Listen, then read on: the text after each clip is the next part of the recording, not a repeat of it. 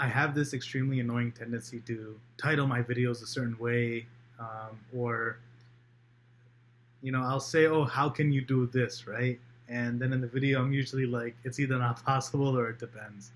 This video is no different. So I want to talk about the layoffs that have been happening and what people can do to, what can people do to avoid being the target of a layoff. And I'm going to title it a certain way, unfortunately, just my nature. And the answer is really there's nothing you can do, right?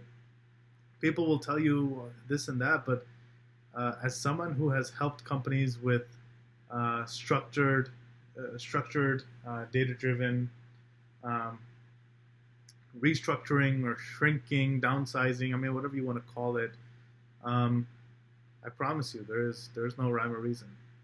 Some companies have algorithms or software they use. Some go based on popularity, and yeah, it's messed up to admit this, but they do it based on popularity. I mean, and by popularity, I don't just mean who's the most well liked, right? But it's also some companies just they look at a department and say, whose name do I recognize from this organizational chart? I mean, the names I recognize are the people who are doing stuff, and if I don't recognize their name or I haven't heard their name, then they're not doing anything, right? Whoever's bragging the most is doing the most. Whoever's bragging the least, or they've never shown off to me, then they're not doing anything. So sometimes it's random, like it's literally dispassionate, inhumane. Just they say, okay, we have 4 enterprise architects, we need 2. This one and this one, right? 1 and 3, or 2 and 4, number 1 and 4, or number 2 and 3. It's random, right? It's companies like to pretend they have some formula, and maybe they do. I'm not saying it's always random, and that someone is closing their eyes in the back just throwing darts. But yeah, there's just really little. I mean, how can you do anything about to avoid being laid off if the company doesn't even know what they're doing to lay you off in the first place? Okay, so people will tell you get advanced degrees, and I can tell you the opposite is true, and that what they say is true.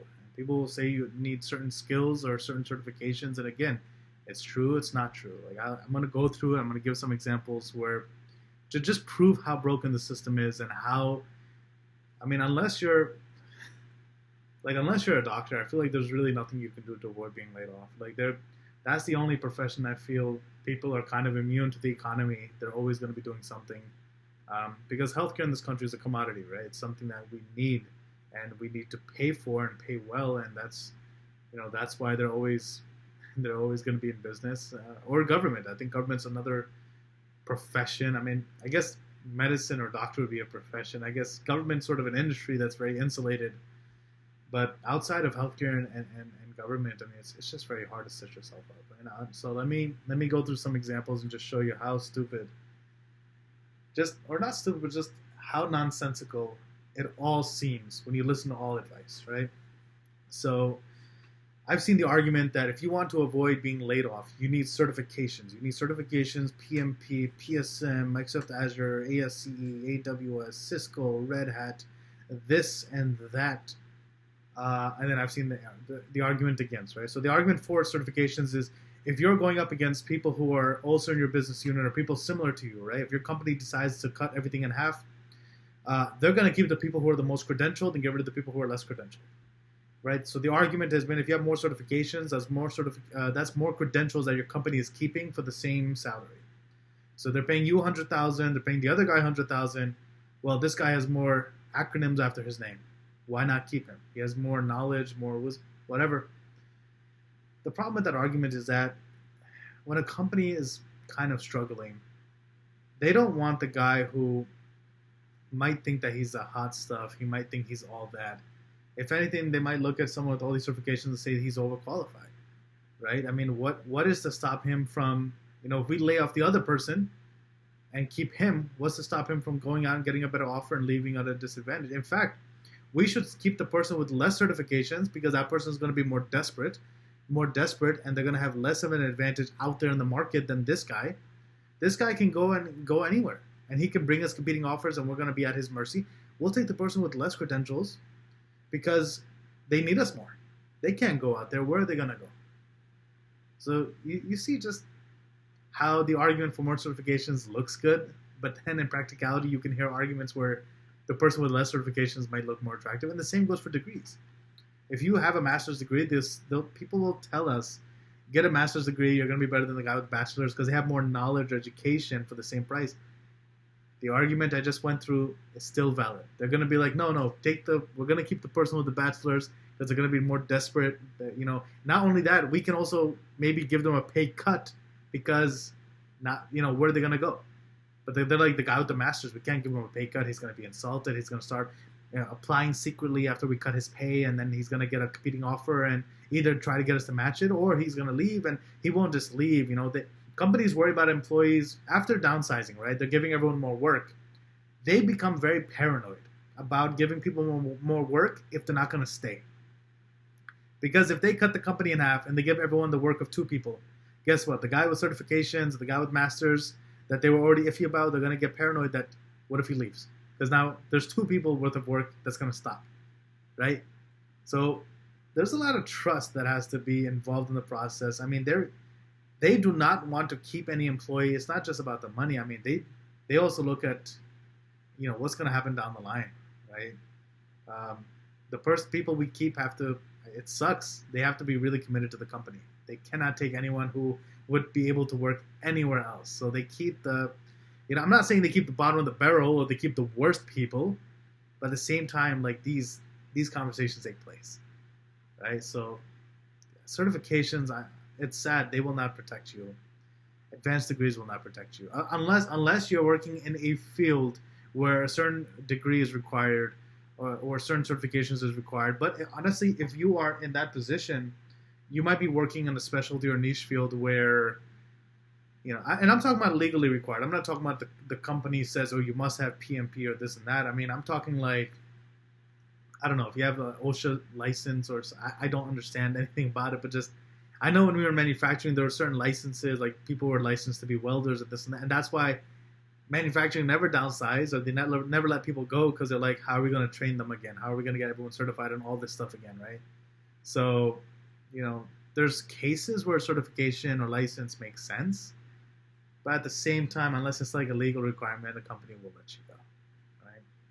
So, when it comes to becoming insulated, it looks very bleak. Like, what can you... People also say, oh, work on your skills, public speaking, soft skills, communication, being able to make a chart and then point to the chart, explain what it means. I mean, what do the numbers mean? What is this column showing? What trend did you notice? What does the forecasting look like? You could do that. But I would say when it comes to soft skills, you can work on them. I've seen them help people with promotions.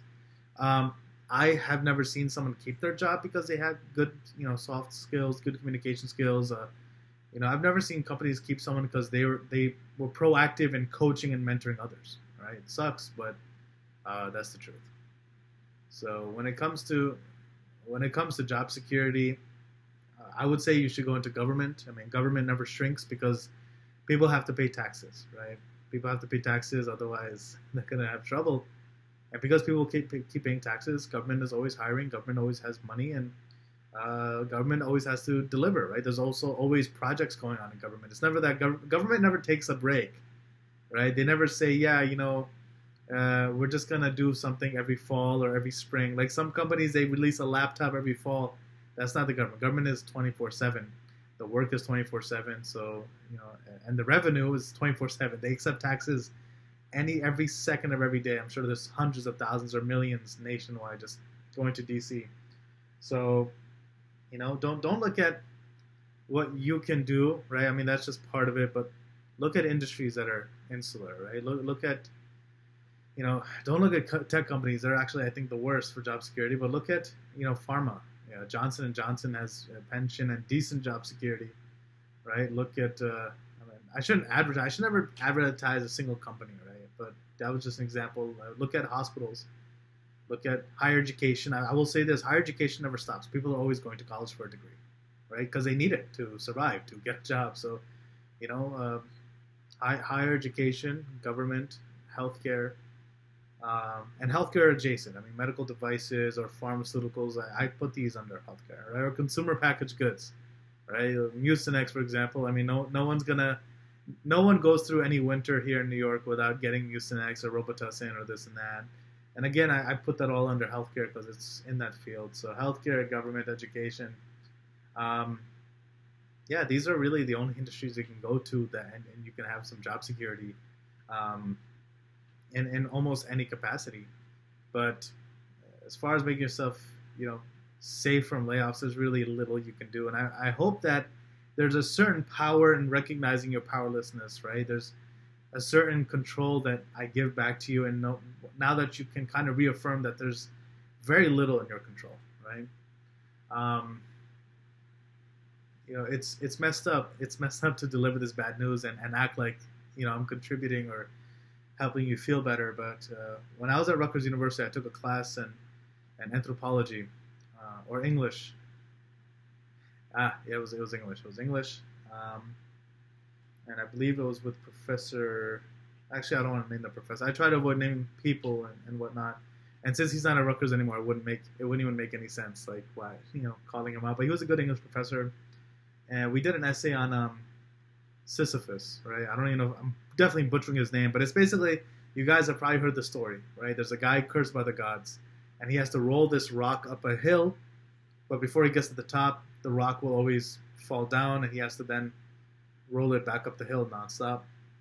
And our assignment was to write about how he's a victim of the gods, right? How he's a victim, what this is doing to him, something like that. And I remember I got some recognition because my essay was actually counter. I actually went against the professor's prompt, and which is typical. I mean, you're allowed to do that. And I talked about how he's actually free and he's actually empowered, right? And it sounds crazy, like there's this guy stuck in hell. He has to roll a rock up a hill, and it's nonstop. But I just talked about how, real life is actually really difficult because you never know what's going to happen. And even if I mean, you have this stress in your chest that how can I prevent this? So I talked about how this guy, he knows what his whole life is going to be. Like, he knows 10 years from now what he's going to be doing. He knows what he's going to be doing 100 years from now. And, I mean, I'm sure it's physically taxing. I'm not saying it's easy life, but I said there's a certain freedom in knowing your routine, knowing that you're never going to break from the monotony, knowing that, basically there's a certain level of control knowing that everything is out of your control. Right? So it was a very twisted essay, I think, but I think even if I deliver bad news to you all, why is my camera shaking? Jesus. Even if I deliver bad news and, I like adding value or giving people things that are positive in their lives, and for me to say that, there's nothing you can do in these recessions, that sucks. That's not great. But I also hope it kind of gives people some ease that they don't think, okay, I'm not doing anything wrong, or okay, there's something, there's really nothing I can do, right? It's not that I've done something wrong, but even in the future, if God forbid I'm laid off, like I can prepare myself mentally or emotionally, but, Muhammad is saying he sees this a lot and he knows that, there's very little people can do. And that's just a fact, right? Definitely take precautions, try to be well liked at work, because I can tell you in some layoffs, they do sometimes ask managers, not who they like, but who they need. And managers will, sometimes try to stick up or try to choose employees who either they like, and there is a value in being liked. I mean, it makes it easy to communicate with someone if you have a synergy, right? If you know how the other one, if you know how your boss assigns work or how he likes things delivered, like having him like you does help in that regard, right? Workflow becomes easier, but I can tell you, sometimes it's not even that deep. Sometimes they just say, yeah, I like that guy, and then management has to make a rationale after, because they don't want to just put, yeah, he likes him. Like, what does that mean, right? They get along, there's synergy, they communicate well, they're on the same wavelength, stuff like that. So, I don't want to say that you should throw your hands up by any means. If your company's going through a tough time, don't just be like, it's out of my control, right? It's random. Why should I worry? Still, do whatever you can, but don't just put too much stress on yourself mentally. If at the end of the day, it can be random, or it'll be, even if it's calculated. I mean, it doesn't matter what your output is. If your output is amazing, but someone else has half the output, but for 1/4 of the money, right? It's not to say there's that much discrepancy, but if you're making $150 junior employee's making 100, and he has, you know, 3/4 of your output. They're going to keep him for 2/3 of the price versus, you know, you delivering just a little bit more but for a lot more money. So that's stuff like that. Like the math is weird, the reasonings are weird, and there's no formula to it. I wish there was, and I wish I could give you guys a recipe to success, but I hate to say that there's just behind the scenes, you'd just be surprised how much of a dumpster fire almost it actually turns out to be whenever companies are doing layoffs.